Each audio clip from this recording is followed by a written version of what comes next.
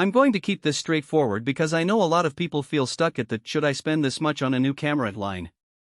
You've probably seen a handful of hype-filled videos promising the best camera for everything, and you're left wondering if you'll actually get a tool that works for the kinds of photos or videos you create. My goal here is to break down the Olympus OM1 in a way that lets you weigh real-world value, everyday usability, and whether it truly fits the workflow you already have. Link is in the description if you want to check the product details on Amazon. First, let's talk about the category.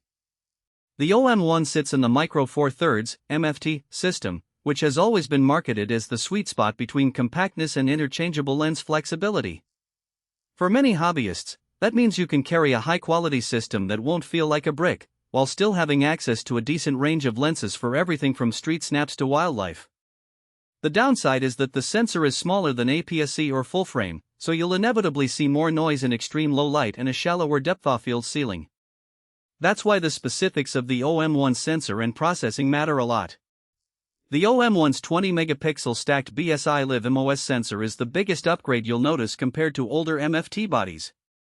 Because it's stacked, the readout speed is dramatically faster, which translates into smoother high-speed bursts and less rolling shutter when you're shooting video handheld. In practice, I tested the 120 frames per second sequential shooting mode while tracking a fast-moving cyclist in the early evening. The camera kept up without any missed frames, and the images stayed sharp enough that I could pick the decisive moment without resorting to post-crop. If you often shoot action sports, wildlife, or even kids playing, you'll appreciate that speed. Autofocus confidence is another common hesitation point for people moving into MFT. Olympus equips the OM1 with a cross-quad pixel AF system offering 1053 points, all of which are cross-type. That sounds like a lot, but what matters is how reliable it feels in the field. In a series of low-contrast indoor shoots, think a dimly lit CAF where the subject is wearing muted colors, the AF locked quickly and held onto the focus even when I moved the camera a few inches left or right. The focus tracking stayed on target during a handheld walk-and-talk interview, which is something you usually expect from higher-priced full-frame bodies. For someone who's been frustrated with hunting and pecking focus on older MFT models, this feels like a genuine confidence boost. Low-light performance is where the sensor's size limits become visible. The 20MP BSI design does a good job of keeping noise down to a manageable level up to about ISO 6400. Beyond that, the images start to look grainy, and color fidelity drops a notch.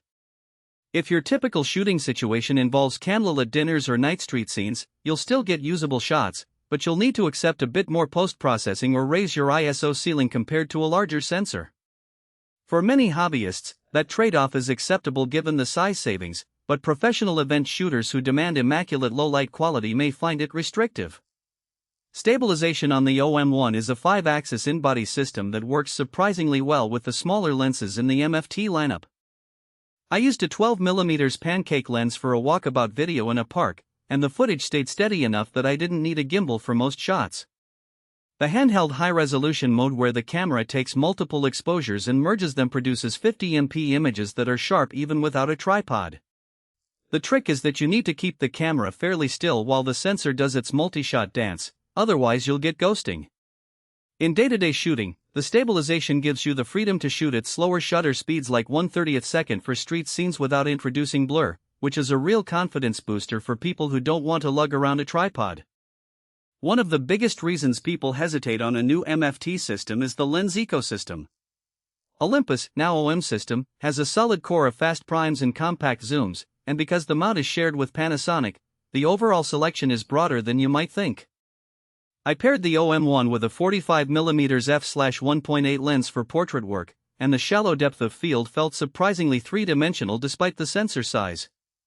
However, if you need ultra-telephoto reach or super-wide lenses beyond the 715mm range, you'll end up using adapters or buying third-party glass, which can introduce slight focus lag or reduced weather sealing.